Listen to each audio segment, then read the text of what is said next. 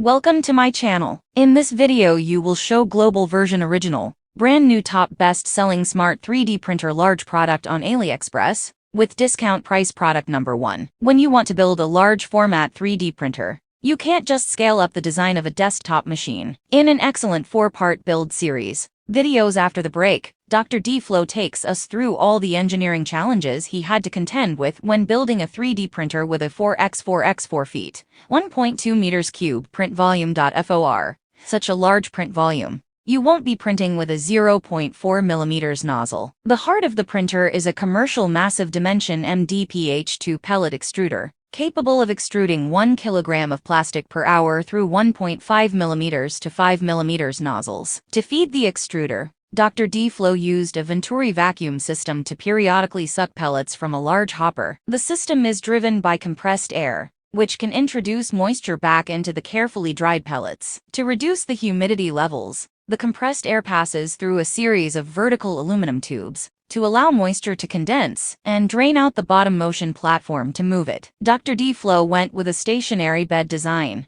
with the extruder pushed around by 7 high-torque NEM A23 motors on a large gantry built from C-beam aluminum extrusions. A machine this size needs to be very rigid with well-fitting parts, so Dr. D-Flow made heavy use of CNC machined aluminum parts. To allow dynamic bed leveling, Dr. D-Flow made use of a quad gantry leveling (GQL) scheme. This means that each of the 4 Z actuators will dynamically adjust its position based on inputs from the leveling probe. To avoid stressing the corner mountings that hold the XY gantry to the Z carriage plates, he used radial spherical bearings at the mounting points to allow a few degrees of play. The build plate consists of an aluminum plate bolted onto the base in 25 positions, with springs for adjustability. A massive 6,000-watt 220 volts heating pad sticks to the bottom, while the actual printing surface is a large sheet of borosilicate glass. One major concern was the deflection of the build plate when heated to working temperature,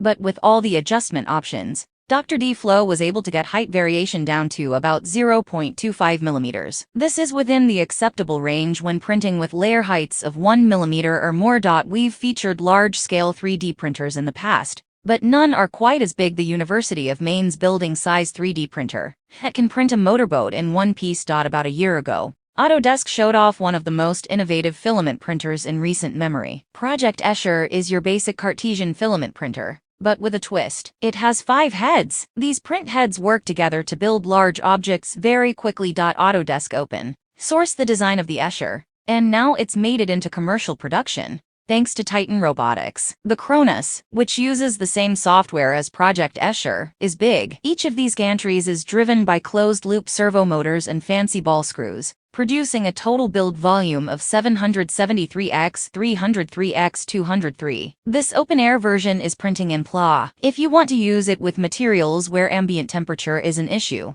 there is an option for an enclosed build environment. 3D printing stalwart Formlabs today showed off a series of new solutions that enables its customers to dramatically increase their 3D printing output. The result is better large-scale manufacturing options and a significant reduction in cost per part, given that machines don't have to sit around waiting for operators to fill resin tanks or remove parts. The automation ecosystem, as the company is calling it, made its debut at CES in Las Vegas today. We took a closer look. The main evolution of the system is to increase printer utilization, so users can produce parts and prototypes around the clock. Disclaimer: these choices may be out of date. All of these products may not be in stores. We don't know when if this will be back in stock. You need to go to Top 5 All Best 3D Printer Large 2023 review link to see the most recent updates to the list. Thank you for watching. Please subscribe this channel.